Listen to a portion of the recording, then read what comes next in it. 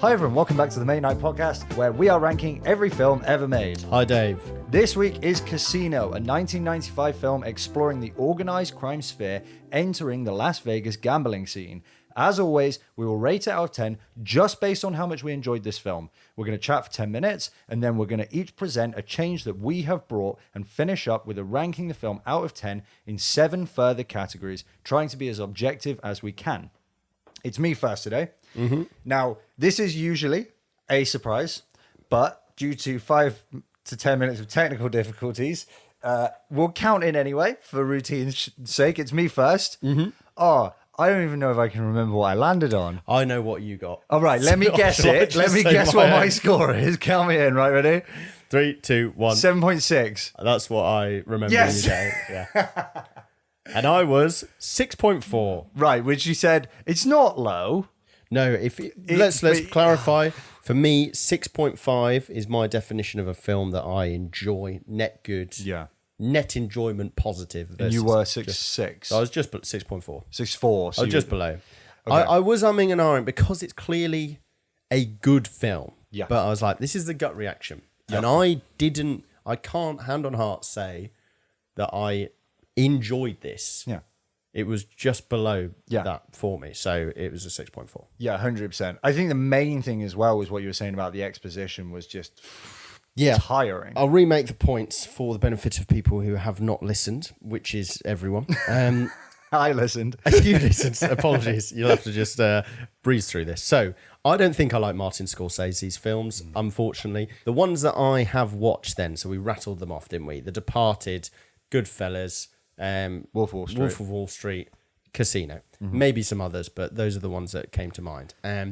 So loves his exposition. And this film, more than any other, it felt like he was talking us through like the whole film to the point where I felt as a storytelling technique, it was so much of tell, don't show.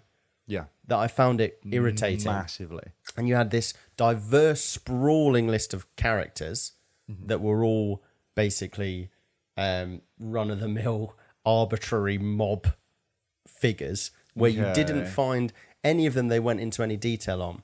Yeah. You know, maybe someone else would have at least given like interesting stories around each different person, even just in reference. So you got a bit more flavour like for their character. A bit of depth, a bit behind who just they an were interesting story about this guy. Okay. You know, he's called Bobby Knuckles because he's only got knuckles and his name's Robert. Yeah, you know? would have been easy to do with all the freaking exposition. Think about, that's just off the top of my head. Yeah. By the way, Bobby Knuckles. Bobby Knuckles. Martin, if you're listening, it's not yours for your next film. That's Fred's. So the exposition I didn't like. I also mentioned that the characters just didn't interest me that much. Like considering you've got the three, you've got the Jewish mob. Well, not mob boss, but the Jewish business guy who's a tied to crime a bit. Tied to crime. He's an incredible gambler who ends up running a casino just because of his meticulous nature. Yeah. That should be really interesting. And maybe he was the most interesting. Definitely. But still, part of it was his choices and also I felt like just the direction his character went on, the journey. Yeah. I don't know if I agreed with it. Or it didn't make sense to me. It didn't fill me with empathy.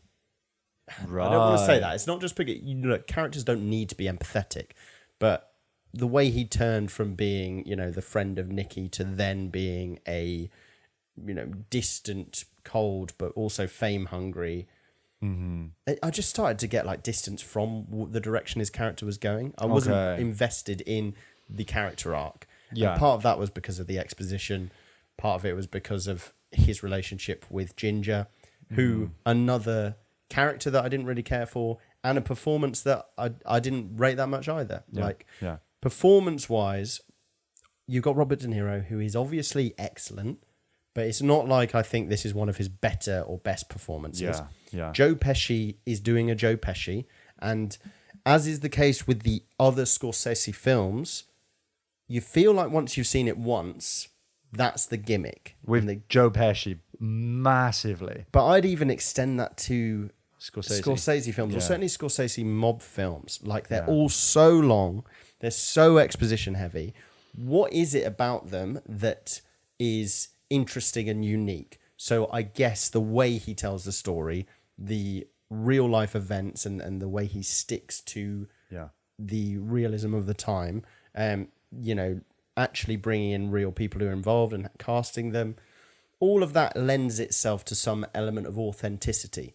But if I am only watching it for the authenticity, then once I've watched one of them, I'm not as interested in the others. And this was a case of, just from the off, I was like, I'm not really enjoying this. I'm not invested in the characters. There's a litany of other characters who he's not done enough for me to be invested in. Yeah. Performances aren't that great. The story is, dime a dozen mob story. Yeah. What is unique here for me? What am I really enjoying? Outside of being the buff of most mob films are good enough to at least get in the sixes. Yeah. Oh, yeah. That's what landed me at that score. Yeah. Okay. Yeah. I think it's fair enough on the character front. I would say one of the things that I really enjoyed about it was the direction that he took, specifically Ace and Nicky's relationship, because I liked the way that there was that conflict, that tension between Ace kind of wants to go legit. Almost, he wants to become this massive legit businessman, and Nicky it almost feels like he wants to just be in crime, even if a better opportunity comes up, not in crime. It's almost ruled out for him that it's not like an illegal activity for him. So I liked that. I got to say, I agree on the performances. Like I thought, I know before this episode, I was like, I need to caveat this. I've only seen Robert De Niro in this and Heat.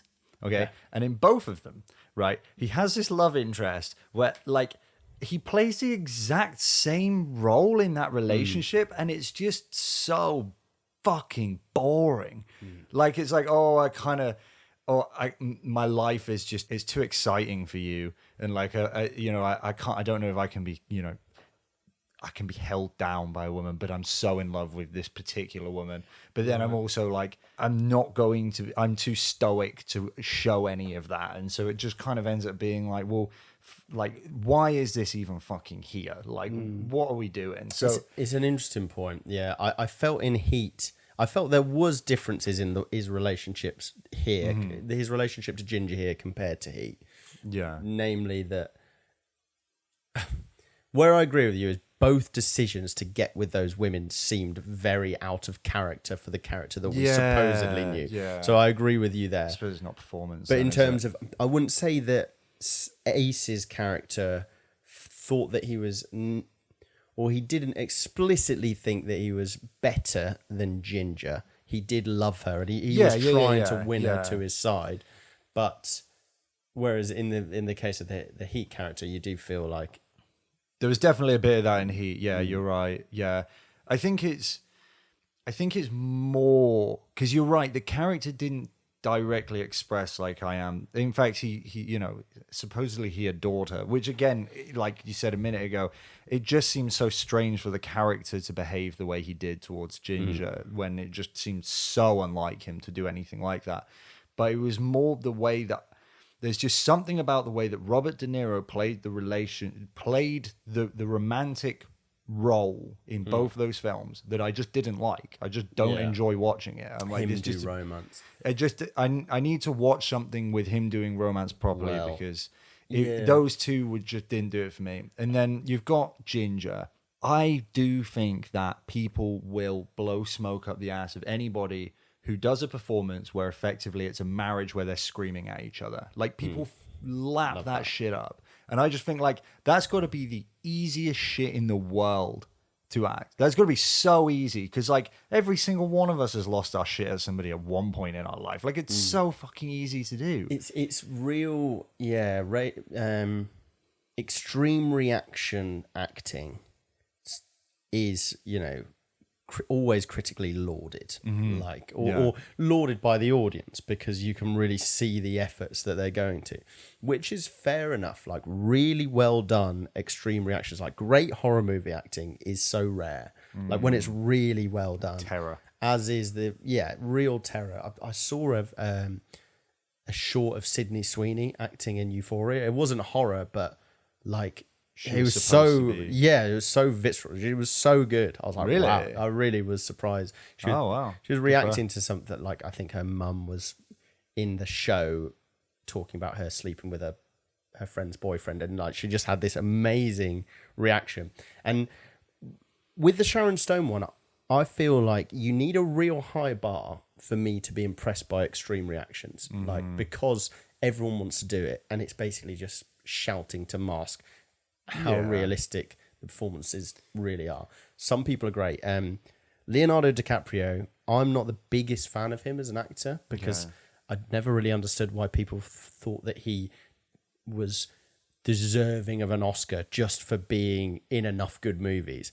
But one thing I will never take away from him is he is incredible when it comes to extreme emotions. Right. Like when it gets to anger and blowing his lid off, all of that. He does a really, it's something that he's really great at. To come back to Casino, considering Sharon Stone's performance is lauded, and we mentioned she was Oscar nominated for this, I've heard other podcasts discuss her as being a shoo-in that she should have won. I can't even recall what she lost to or who she lost to. But what I will say is I don't see it myself. I don't see what made this so great as a performance. Apart from the extreme reaction thing that just seems to get people's attention. It's the same thing with it's the same thing with people who play people abusing drugs. And it's like really just like mess up their hair and they slump around a lot and everyone's like, wow, that's amazing. And it's like, is it though really? Like, is it really that impressive? I think there's nothing like it feels like acting to me. When I watch people doing that, it feels like acting. And that's not for what I like in an act, like a performance. Sure. You know, part of the reason why De Niro is so good at the non-romance bits for me is that it doesn't really feel like acting to me when he's playing the mobster. It does feel like he is just that character. And so like the performances weren't bad. Pesci does what Pesci does. Yeah, you know, he does it amazingly, but like fucking it's just like, okay, cool. Like you can do a backflip, well done. Like we saw you do it the last 10 parties. Like we get the idea, mate. Like go find something else to do. And then you've got Sharon Stone, who is like, it's just an extreme thing. Like I didn't see anything that blew me away. And then De Niro was cool as fuck as a mobster, but I just thought like as a husband, performance wise specifically, it was just a bit fucking boring. Just didn't suit him to be in love with it out of nowhere.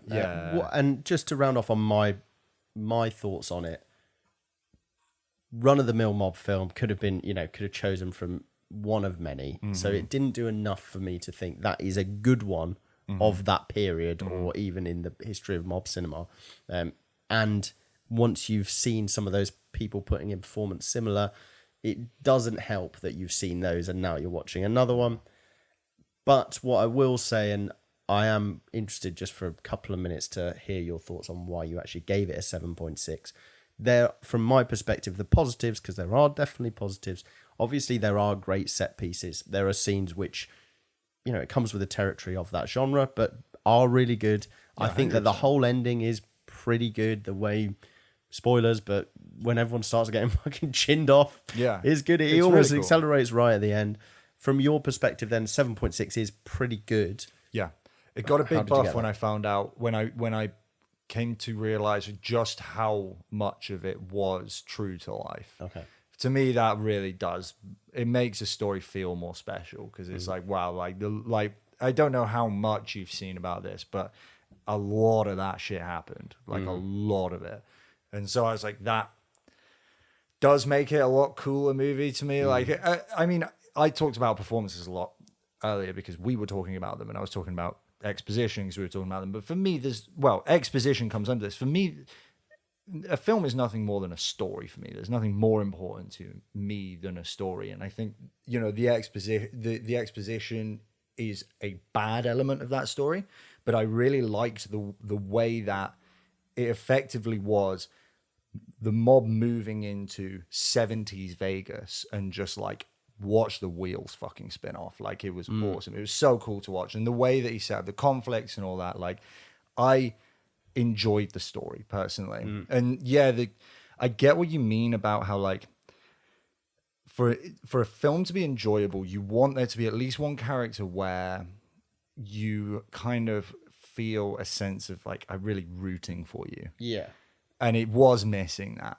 But I think that what it got for trading that off was the very complicated relationship between specifically Nicky and Ace, because I feel like Ace was the one where it should have been. I want to really root for you, and most films do a better job of making you root for the protagonist than Casino did. But what it meant was Ace and Nicky had this really interesting relationship that was just like it was a powder keg. It was just ready to go. Yeah. So there were a handful of like little bits like that. The setting, you know, I mean, I know I've just said the story's so important, but like the outfits, the sunglasses, like I was just grinning away looking at just like the whole, like, what cooler setting than 70s Vegas? Like, that's a good thing for a movie for me. Yeah. You know, you said mob movies get buffs.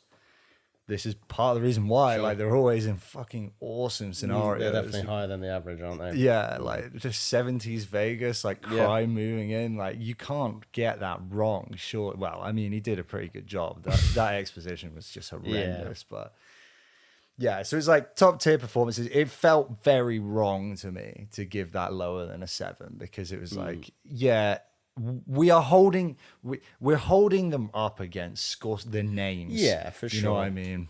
And yeah, very much in the gut reaction for me. I wanted to be clear that just purely on how I enjoyed the film, it didn't do it for me. But when we actually go into the ranking, I will expect it to be higher than in the 60s. Yeah, it was a bit too long as well. Yeah. Way too long. All right. Should we move on to our Let's what if move section? All right, Fred, you go first. Right, we've got loads of time left. 5 minutes. Okay. That's loads. All right, let's bash out. Okay, do you want to know something cool, actually? You want to see something I've got? Go on. 5 sentences that perfectly encapsulate as accurately as possible the impact of Casino. Oh, wow. Yes, with figures, I think.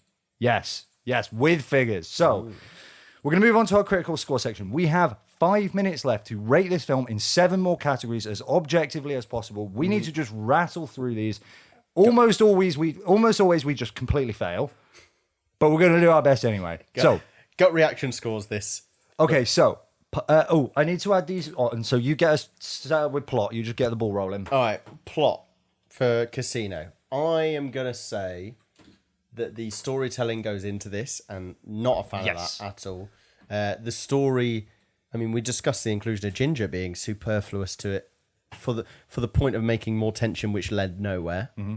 There was the non-linear car explosion. Bait and switch for no reason. Yeah. Does the exposition come under plot, or does it come under something else? Does it come under dialogue? Maybe. Let's give it plot and let's, because it might absolutely shaft it if we put that in dialogue. Okay, well, if we're putting that in plot, it's going to get absolutely fucked, because that's it's like a mob film, and it's from most of it's true to life. So for that reason, the actual bare bones of the story is good. I just think the realization of that I didn't like. Yeah, but it's not like really bad or anything. There was some bad. I mean, I guess we're not 6 is mix. Yeah. What are the positives plot wise? The entrance of the mob into Vegas. Just the whole concept. Nicky and Ace as kind of what their motives. Some of the set pieces are really good. The mob violence scenes, but it's just the way that it was realized. Okay. I'm gonna go 6 is mix. I think that's as mixed as it gets. I'm pushing to a 6. I think 6 is bordering generous, but we'll move on. Character's good. Ace was cool. Ace was a good character. Nicky was a good character. Sharon Stone's Ginger was a real person. Then all of the others. So there's the 3, and then all of the others are just not developed.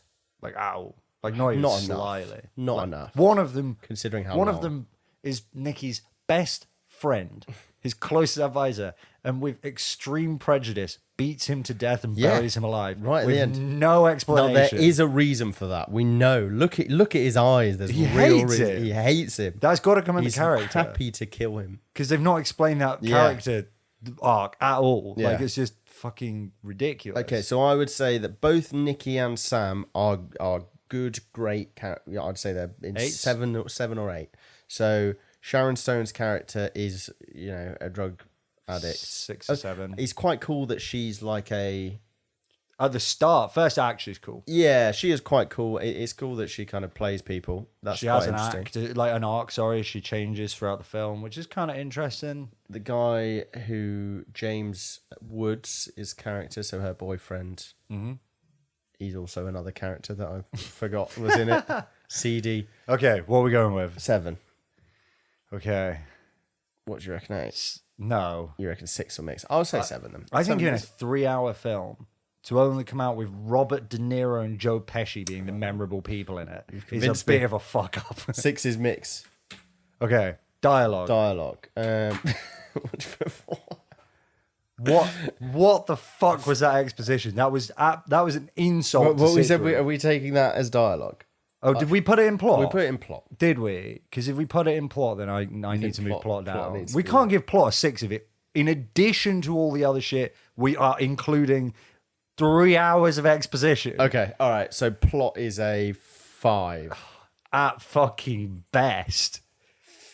Like, completely no ending, no explanation whatsoever for why Ginger is in this plot at all, right? There's a whole bait and switch which is completely pointless. The ending and now is cool. we've got 3 hours of exposition as well in our plot category. That's like a 4 out of 10. That is a bad. All right, yeah, go on. Whatever. 4. 4 or 5? I feel like. It's 5. Yeah, 5. There are good. There's enough good in it. Okay. All right. We'll So keep then plot dialogue character. doesn't include. No. So just the way We're out of time. So it's written. go on. Just say what you're going to say. Sorry. 7. You were going to make a point. Sorry. I think the dialogue's pretty good. It's just there's so much of it. There's just Okay. a lot of it, and it was annoying that it was narrated. I liked things like the codes that they had. And the narration wasn't in the dialogue. We've just If put we it in if plot. we don't say narration is in the dialogue, It was quite then good. I think that it was just a lot of it. It was just, but the actual writing was pretty tight. It was good. So what? 7? 7. Yeah. Okay. Cool. I'd be happy with that. Have I not? Oh, I'm on the wrong tab. That's why. 7. Performance. 7. 7. Visuals. Some good, interesting set pieces. Love the design of the Vegas. Yep. I reckon Outfits. Costume. outfit's good. Cool. 8. Sound. Sorry. Yes. For those listening, yes to 8. Sound. Good. 8 is great. 7 is good. 7. 7. What do you think, 8? I don't know. 7 then. Okay, let me read out these 5 sentences. Right. What was the impact of Casino? Critical reception and realism. Directed by Martin Scorsese, Casino is praised for its authentic depiction of the chaos and corruption in the Las Vegas casino industry during the 70s and 80s, bolstered by its based on true story narrative. Box office and audience reception. The film grossed $116 million worldwide, showcasing its substantial pull despite its gritty, unglamorous portrayal of organized crime. Impact on Scorsese's legacy. Casino further solidified Scorsese's reputation as a master of crime storytelling, influencing a generation of filmmakers in the crime genre. Cultural depiction of characters like Sam Ace Rothstein and Nicky Santoro became iconic, representing archetypes of the clever hustler and the violent mob enforcer in American pop culture. Influence on media and television. The film's detail focus on the mechanics of casino operations and mob involvement influenced later works such as Ocean's 11 and TV series Las Vegas. Very quick point on that. I hadn't picked up on that, but I did quite like that I got to really see like the details of how an operation would work with the mob in the casino. It felt, Yeah, I thought that was pretty that cool. he felt very well, like it was very in depth. So it was clearly an impactful film. I think as a Scorsese film, it is at best, well, maybe not at best. Let's say you've got S and A tier. I'd say it's a B tier Scorsese film. Right. Yeah, as a Scorsese film. As just a Scorsese film. But if you because I reckon you'd agree, we have to remove as a Scorsese I know, but I'm just film. saying, like, Scorsese's best a 10 out of 10 impact. Yeah. I don't think it approaches that. Yeah, I agree. Yeah, of his, yeah. But it's still a well-known for like a 90s, one of the maybe top 10 mob films in 90s cinema in terms of impact. You'd have thought it's in that range. So what's like a 9? I'd probably go 8. 8. Cool. I'm happy with that. So, the Mate Night podcast has now rated Casino, 1995, directed by Martin Scorsese, starring Robert De Niro, in 9 different categories, and taken the average. We have rated it the following. Fred, 6.4 out of 10 for enjoyment. Jambo, 7.6 out of 10 for enjoyment. Plot, 5. Character, 6. Dialogue, 7. Performance, 7. Visuals, 8. Sound, 7. Impact, 8. Giving it a total score of 6.89 out of 10, which makes it the 25th greatest film of all time. It actually puts it about a fifth of the way up the list from the bottom. Not great, but some belters on there. Some big mistakes. Just some real big mistakes. It won't be in like the 70th percentile. Yeah. Going forward, it will find its way up when we do more. That's bad true. films. Yeah. But to be honest, neither of us really cared for it. I really didn't. Especially on the gut reaction score. One of the questions I asked was, would I watch this film again? And I was like, well, if someone makes me, maybe. I'm never watching this again. Yeah. So, well, thank you so much thanks for listening. Thanks for listening, Rachel, Dave, anyone who's got to this point. You're absolutely right. Thank you.